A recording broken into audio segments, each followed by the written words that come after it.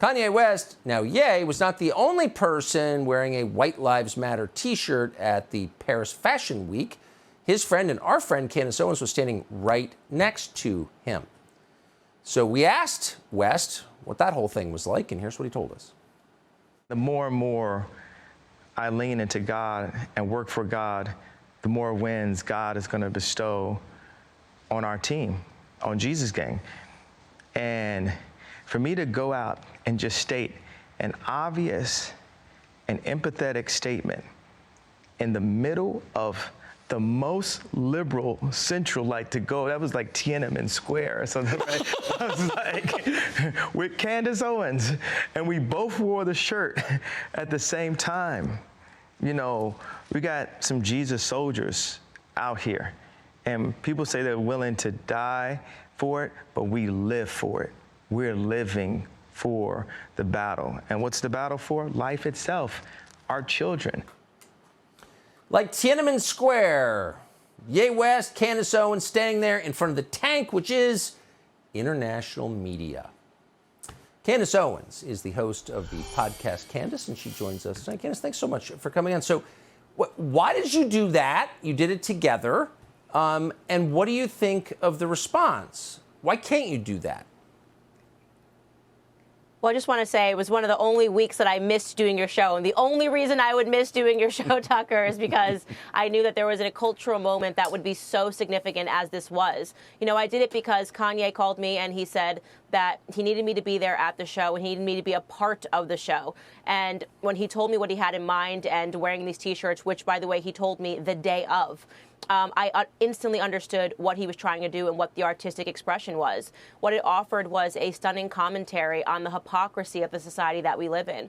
For years, we were told that Black Lives Matter was not an exclusionary phrase. We were told that it's just what we're saying. We're not trying to leave white people out, right? We're just saying this because this is a moment that Black Americans need to have in this country.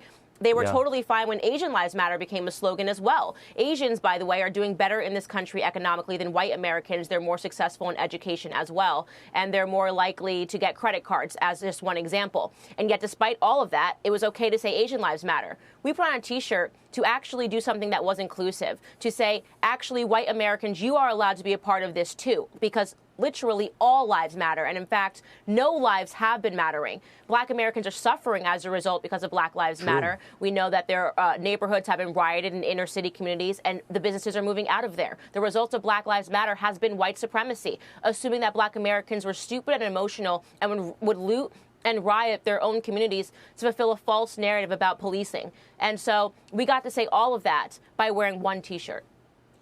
It's just so interesting. I mean, if you're triggered, as they say, by a shirt like that, no one who is mad about it ever seemed to ask, like, why? What if it said Malaysian Lives Matter or you know, anybody? You would, a normal person would say, well, of course, all lives matter, but like, why does this make them so mad?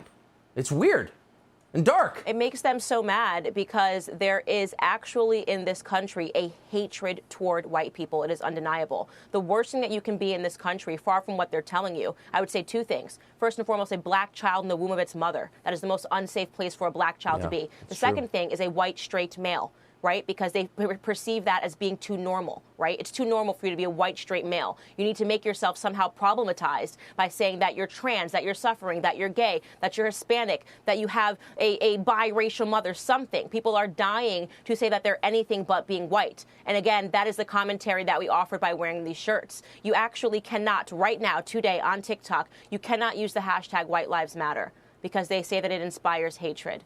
And in fact, banning the hashtag White Lives Matter is what inspires hatred. The saddest part of this, Tucker, which I want to add, is that after wearing the shirt and getting back here down in Tennessee, I went to a farmer's market, and I had white people coming up to me with tears in their eyes. And I told Kanye this, with tears in their eyes, saying, thank you so much, as if they're the forgotten people, for just allowing us to have our voices back. They've been sitting in silence, completely sidelined, told that they are not allowed to be American because there's a vicious narrative around that somehow Black Americans are suffering from policing and therefore white lives can't matter. They do. It's obvious. Kanye was correct.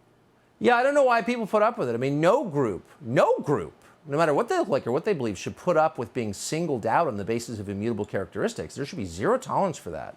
And yet there's enormous, as you said, enforced tolerance of it. It should stop now. I agree with that. Candace Owens, thank you.